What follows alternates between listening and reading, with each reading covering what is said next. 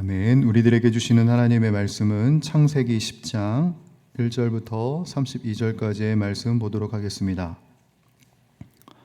구약 12페이지에 있는 창세기 10장 1절부터 32절까지의 말씀, 우리 이 말씀을 함께 봉독하여 올리도록 하겠습니다. 노아의 아들 셈과 함과 야벳의 족보는 이러하니라. 홍수 후에 그들이 아들들을 낳았으니 야벳의 아들은 고멜과 마곡과 마대와 야완과 두발과 메섹과 디라스요. 고멜의 아들은 아스그나스와 리밧과 도갈마요. 야완의 아들은 엘리사와 달시스와 기띔과 도다님이라.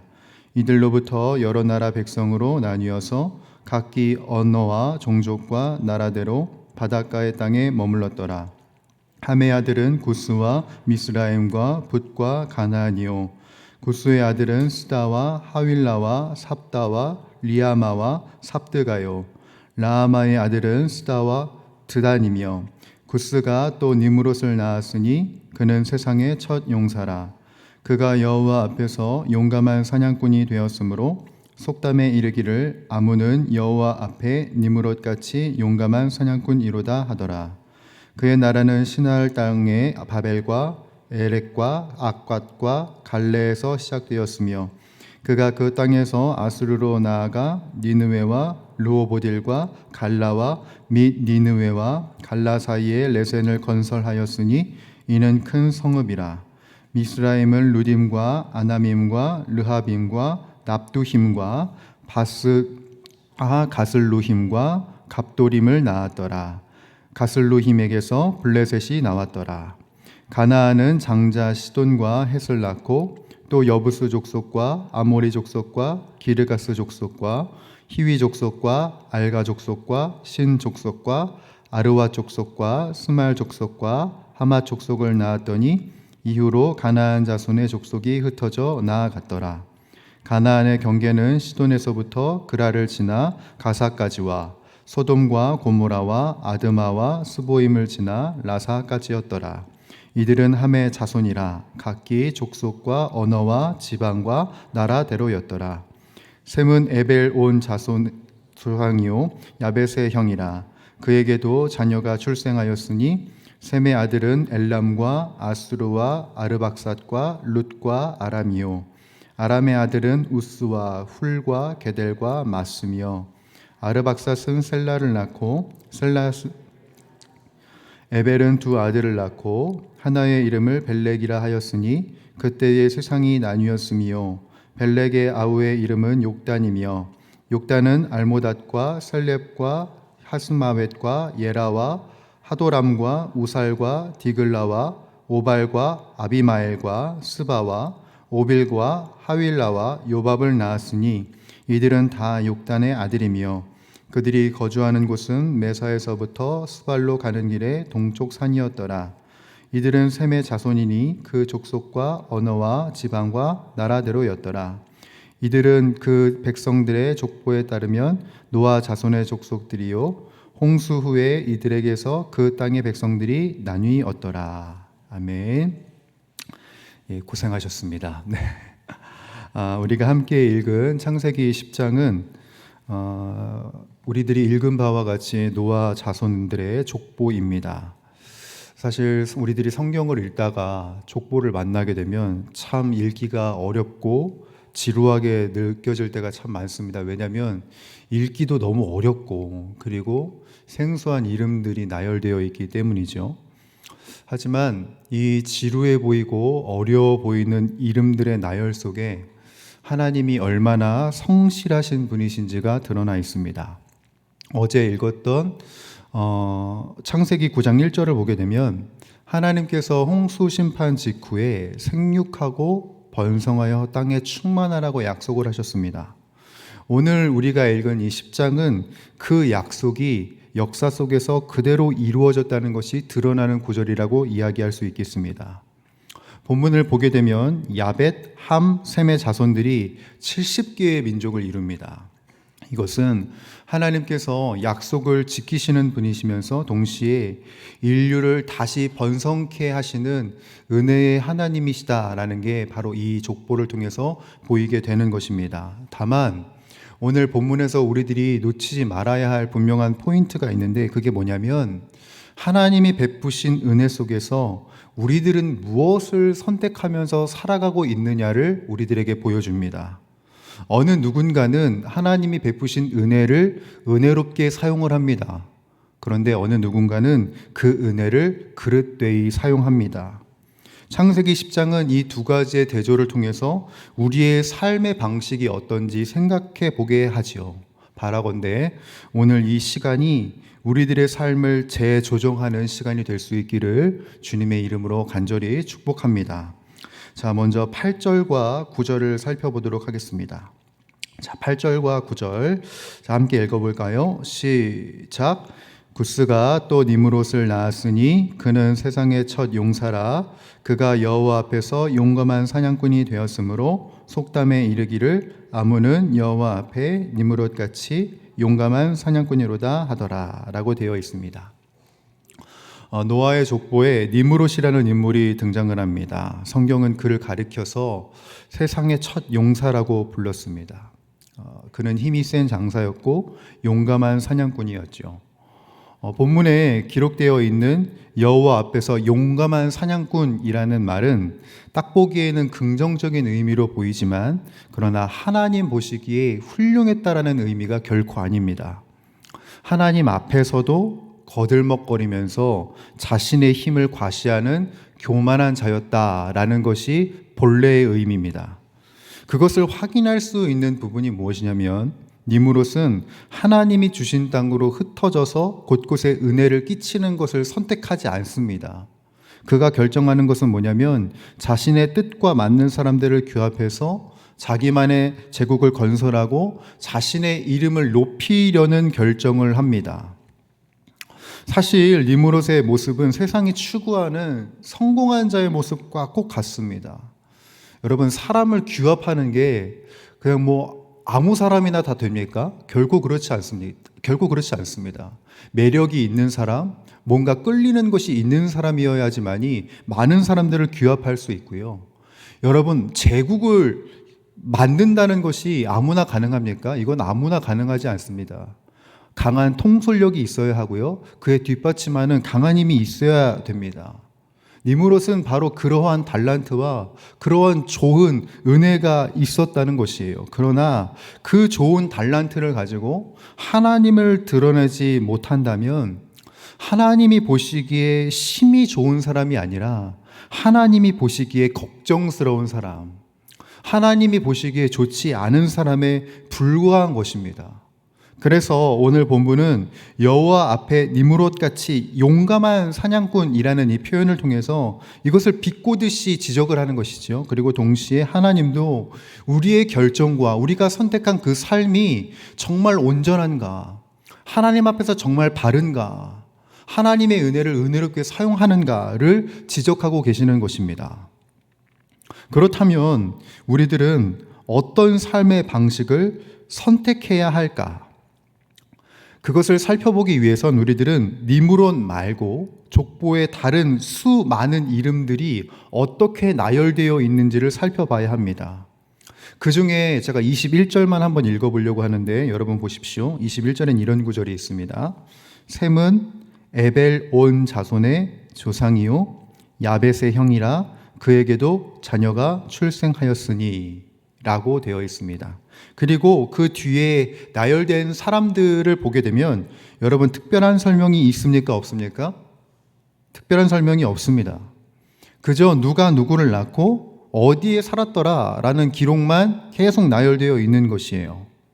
니므롯에 비하면은 어떻습니까? 전혀 화려해 보이지도 않고 강력해 보이지도 않습니다.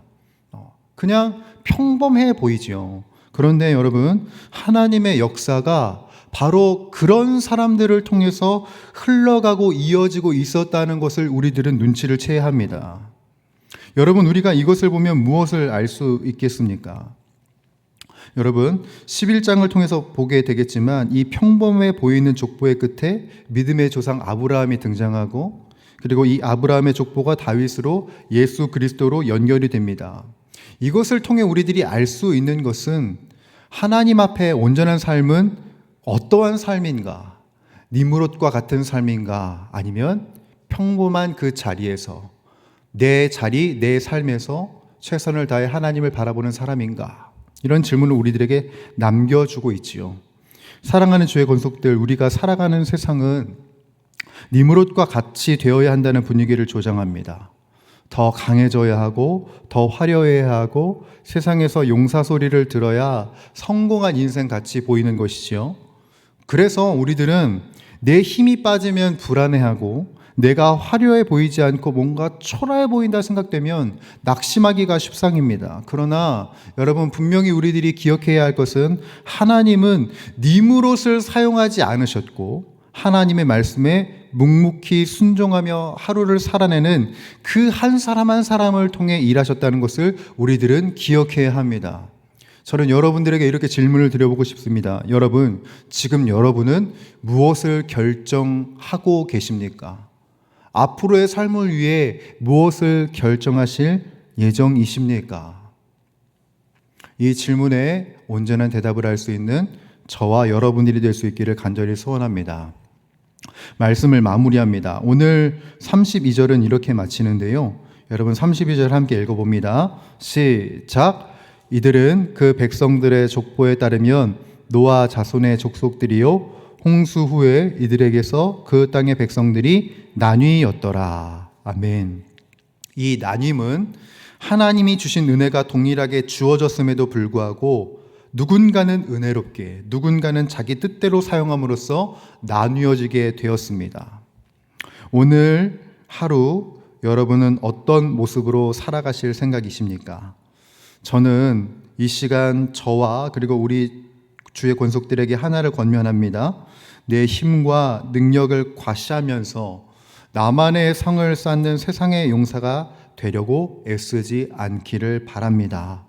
대신 하나님이 오늘 나에게 허락하신 가정과 일터라는 그 자리에서 말씀에 순종하며 성실하게 살아가는 언약의 백성으로 살아갈 수 있기를 주님의 이름으로 축복합니다. 우리가 화려하지 않아도 괜찮습니다.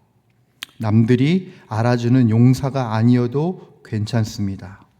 하나님은 오늘 우리들의 평범한 순종을 통해서 하나님의 나라를 확장하고 계십니다.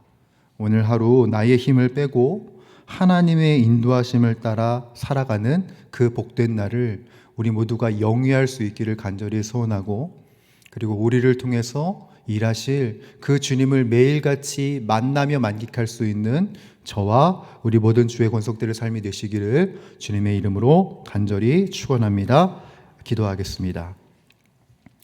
하나님 아버지, 우리들이 살아가는 이 세상이 니므롯과 같은 용사를 구하고, 그리고 니므롯과 같이 살아가는 사람들을 성공하는 자라고 여기지만, 그러나 주님, 우리들은 니므롯과 같은 용사가 되기보다 평범하지만 주님의 말씀을 온전히 순종할 수 있는 하나님의 사람들이 되기를 간절히 소원합니다. 주님보다 앞서지 않고 겸손하게 주님의 말씀을 기다릴 수 있는 자가 되게 하여 주시고, 주님과 함께 온전한 동행을 이루어서 하나님의 역사를 이룰 수 있는 신실한 사람들이 우리가 되게 하여 주십시오.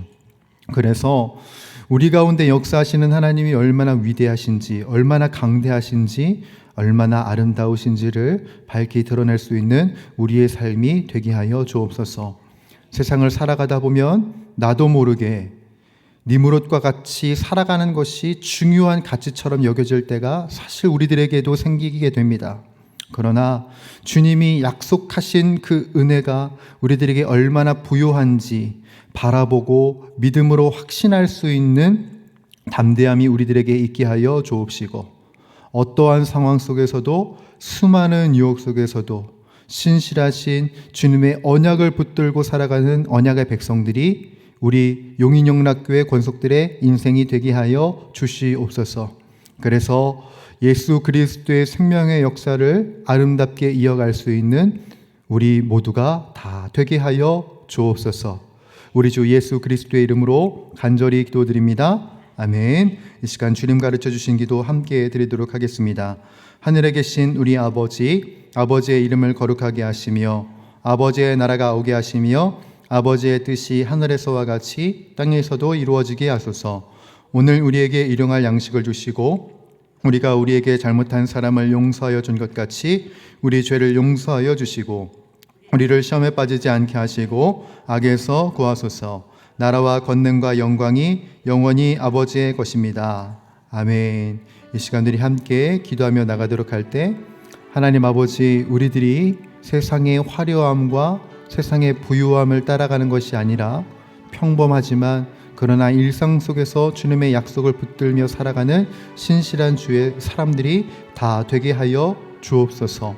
그것을 위해서 우리들의 머리부터 발끝까지 주의 성령으로 충만케 하여 주시기를 간절히 소원합니다.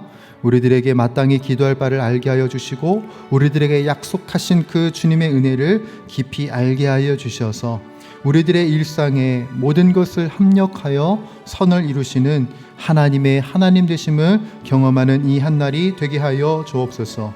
오늘은 우리 다음 세대들을 위하여서 중점적으로 기도하도록 하겠습니다. 우리 영유아 유치부 아이들이 하나님의 말씀으로 양육되게 하시고 몸이 자라고 생각이 자라나는 것처럼 하나님에 대한 지식과 믿음도 아름답게 자라가게 하여 주옵소서. 우리 아동부 중고등부 학생들이 오직 하나님만이 삶의 주인이심을 깨닫게 하시고 하나님만을 나의 주인으로 모시며 하나님의 뜻을 따라 미래를 꿈꾸는 주의 자녀들이 다 되게 하여 주옵소서. 우리 청년들을 위해서도 기도해 주시기 바랍니다. 청년들이 오직 창조주 하나님을 기억하며 자신의 계획과 뜻을 쫓아 살아가는 자들이 아니라 하나님의 인도하심을 따라 살아가는 주의 백성들이 되게 하여 주옵소서. 학업, 군생활, 취업준비, 직장생활 등 각자의 삶의 자리에서 임마누엘의 하나님을 경험하게 하여 주옵소서. 특별히 오는 금요일부터 토요일까지 우리 청년부 겨울 수련회가 진행됩니다. 함께해서 더 좋은 공동체, 하나님과 함께해서 더 좋은 청년들이 될 수 있도록 모든 시간들이 은혜로 덮여지게 하여 주옵시고 서로를 사랑하는 일들이 계속해서 이어지게 하여 주옵소서.